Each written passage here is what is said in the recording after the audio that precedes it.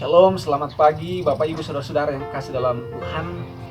Bersama dengan saya, Pendeta Rizal Butulinggi. Saya berharap bahwa di pagi ini Anda, saudara-saudara, kita semua tetap berada dalam keadaan sehat, baik, karena pertolongan tangan Tuhan. Saudara-saudara, saya pernah menonton dan mungkin juga Anda menyaksikan sebuah tayangan secara eksklusif dari Nusa Kambangan yang dibawakan oleh King Andy, ditayangkan di Metro TV. Dalam sebuah wawancara itu, di mana seorang preman yang cukup ditakuti di Jakarta pada saat itu mengungkapkan pengalaman pribadinya berjumpa dengan Tuhan. Dia adalah John Revra yang lebih dikenal dengan nama John Kay. Tentunya di sini saya tidak akan mengulas kejahatan apa dan seperti apa dia melancarkan atau melakukan kejahatannya. Saya lebih tertarik di mana titik balik seorang John Kay diubahkan oleh Tuhan. Dalam wawancara itu, John Kay mengungkapkan bagaimana dia mengalami perubahan hidup, titik balik dalam kehidupannya di balik jeruji besi, dengan memulainya dengan membaca Alkitab, firman Tuhan. Dia mengungkapkan dalam acara itu dengan mengutip satu ayat dari Injil Matius pasal 6 ayat 33. Saya bacakan. Tetapi carilah dahulu kerajaan Allah dan kebenarannya, maka semuanya itu akan ditambahkan kepadamu. Tetapi carilah dahulu kerajaan Allah dan kebenarannya, maka semuanya itu akan ditambahkan kepadamu. John Kay memulai perubahan, pemaknaan kehidupan, tujuan hidupnya dari dalam jeruji besi dengan memulainya bersama dengan Allah. Dan itu akan menjadi tema kita pada saat ini. Semuanya diawali dengan Allah. Ada satu buku yang cukup menarik bagi saya. Judulnya adalah Hidup yang Digerakkan oleh Tujuan, karya Rick Warren. Di bab pertama, dia menjelaskan tentang memulainya, semuanya diawali dengan Allah. Dalam sebuah paragraf dia mengungkapkan cara yang paling mudah mengetahui tujuan sebuah barang tentunya adalah dengan bertanya kepada pembuatnya atau penciptanya. Hal yang sama perlu untuk kita lakukan. Tujuan hidup apa? Saya seperti apa? Tujuan hidup Anda seperti apa? Bagaimana cara mengetahuinya adalah tentunya bertanya kepada Sang Pencipta kita. Allah tentu tidak meninggalkan kita di dalam kegelapan untuk bertanya-tanya dan hidup dalam tebak-tebakan kehidupan. Hidup menerka-nerka dan meraba-raba tentang tujuan Anda, tentang tujuan hidup saya.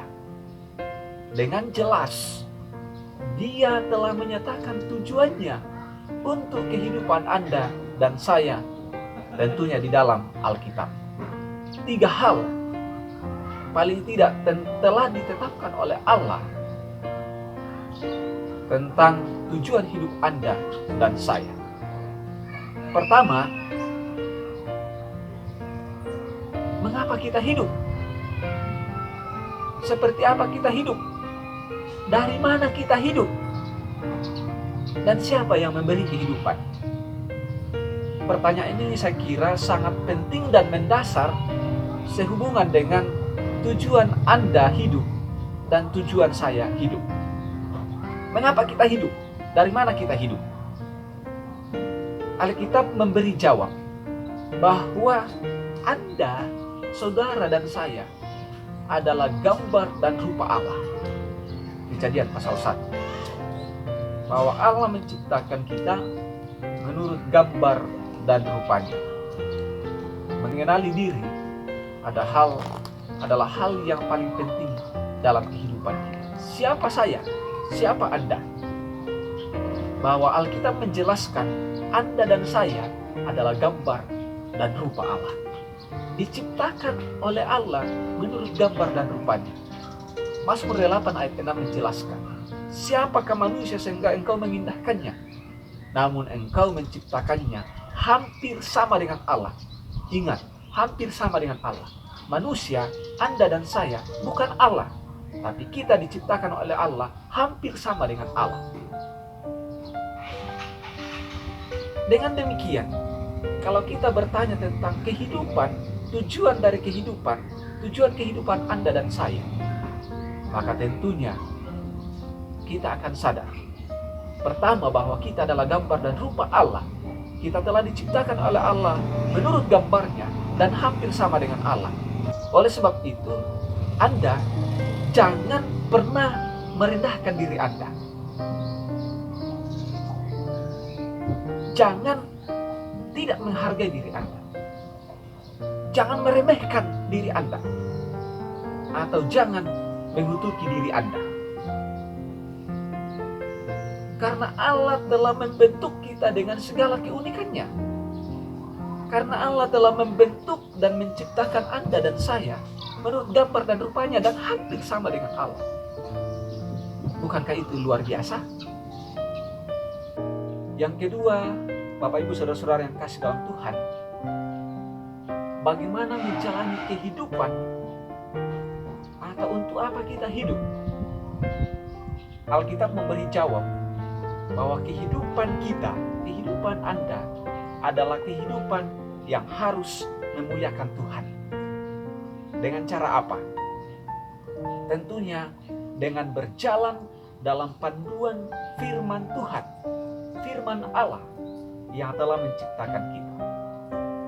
2 Timotius 3 ayat 16 menjelaskan demikian.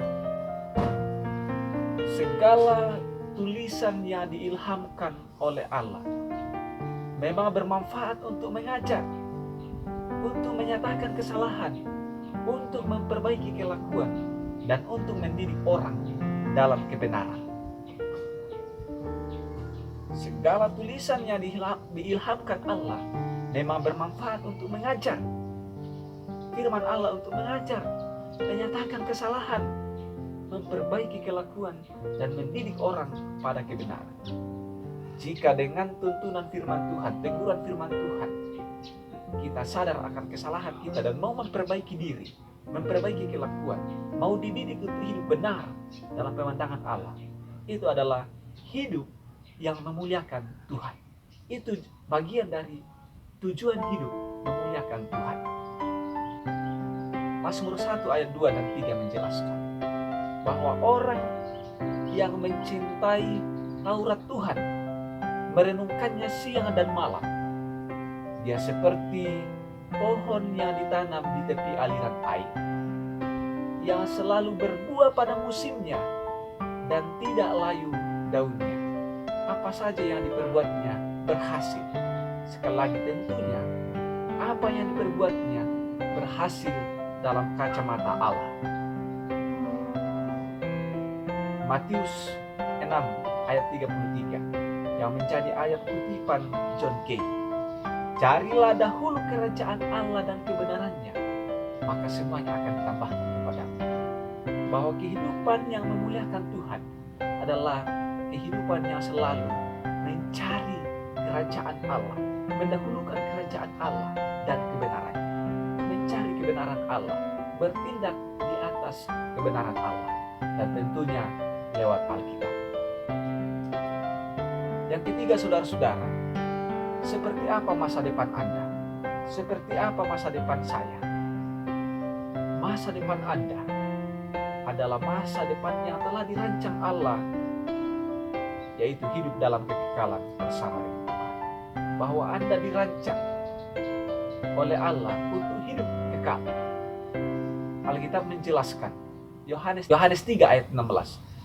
Karena begitu besar kasih Allah akan saya dan Anda, akan dunia ini, sehingga Ia telah mengaruniakan anaknya yang tunggal, supaya setiap orang yang percaya kepadanya tidak binasa, melainkan beroleh hidup yang kekal.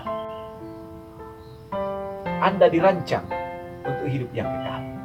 Saya dirancang, kita dirancang oleh Allah untuk hidup yang kekal. Itulah masa depan Anda. Itulah masa depan saya. 2 Korintus pasal 5 ayat 1 menjelaskan. Karena kami tahu bahwa jika kemah tempat kediaman kita di bumi ini dibongkar, Allah telah menyediakan tempat kediaman di sorga bagi kita, suatu tempat kediaman yang kekal, yang tidak dibuat oleh tangan manusia. Itu artinya disiapkan dan dibuat oleh Allah sendiri. Oleh karena Allah telah merancang masa depan Anda untuk hidup kekal bersama dengan Allah, itulah sebabnya ketika kematian menghampiri, ketika COVID-19 menghampiri kita, ketika kita melihat kematian di mana-mana karena bencana alam, maka sepertinya kita enggan untuk bercerita tentang kematian. Kita takut. Mengapa? Karena otak kita memang telah dirancang oleh Allah untuk kerinduan hidup kekal. Karena tujuan kita adalah kehidupan yang kekal. Sekalipun kematian adalah bagian realita kehidupan kita, tetapi Yesus bersabda, "Akulah kebangkitan dan hidup. Siapa yang percaya kepadaku, ia akan hidup sekalipun ia mati." Ia telah mati. Kehidupan yang kekal adalah masa depan kita yang telah dirancang oleh Allah untuk Anda dan saya. Saudara yang kekasih dalam Yesus Kristus, mari menyelami lebih dalam kehendak Allah, tujuan Allah atas hidup Anda, tujuan Allah atas hidup kita, dengan mengawalinya bersama Sang Perancang hidup Anda dan saya. Jika John Refra atau John Kay telah memulainya setahun yang lalu dari dalam jeruji besi di Nusa Kambangan, dia memulainya menemukan makna kehidupan, mengawalinya bersama dengan Allah. Maka jika saudara-saudara masih bertanya-tanya, masih mereka-reka tentang mengapa Anda hidup, apa tujuan hidup Anda, maka saat ini adalah saat yang paling tepat untuk memulai pemaknaan hidup bersama dengan Sang Pemberi kehidupan. Awalilah semuanya dengan Allah.